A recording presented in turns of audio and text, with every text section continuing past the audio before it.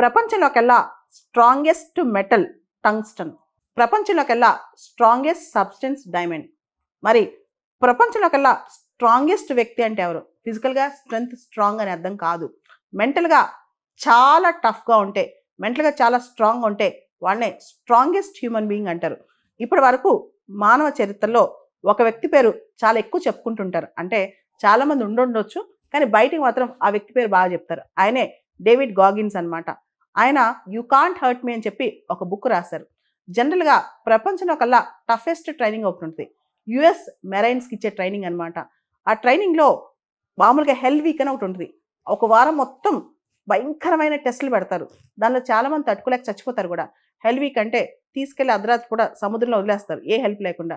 అలానే పెద్ద పర్వతం మీద వదిలేస్తారు చీకట్లో కళ్ళు కట్టేసి. ఇట్లా అన్నం పెట్టకుండా 2 రోజులు ఉంచేస్తారు.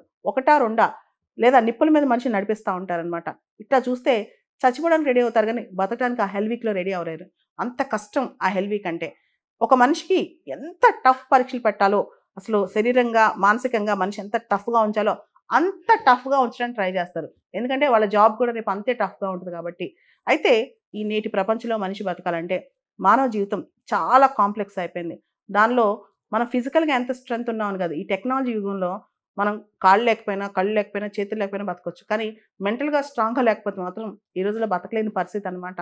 ఎంత స్ట్రెంత్ ఉండాలంటే భూమి మీద ఏదొచ్చినా సరే ఐఎమ్ ద స్ట్రాంగెస్ట్ పర్సన్, నేను ప్రపంచంలో కల్లా strongest metal in the world, strongest substance in the world అనుకుంటేనే మనిషి బతకాలి. ఎందుకంటే చిన్న చిన్న వాటికి కదిలిపోతే, చిన్న చిన్న వాటికి మనం మూవ్ అయిపోతే, చిన్న చిన్న కష్టాలకే కదిలిపోతే, చిన్న చిన్న మాటలకి, చిన్న చిన్న మనుషులకి మనం గనక వల్నరబుల్ అయిపోతే, లేదా చిన్న చిన్న విషయాలకి అట్రాక్ట్ అయిపోతే మనిషి డీలా పడిపోతాడు. మనిషి ఈజీగా కదిలిపోతాడు. తను అనుకుంది ఏది ముందుకెళ్ళాడనమాట.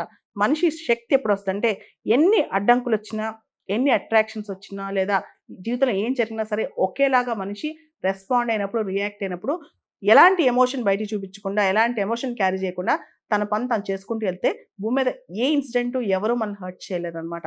అదే యూ కాంట్ హర్ట్ మీ అని పుస్తకానికి అర్థం.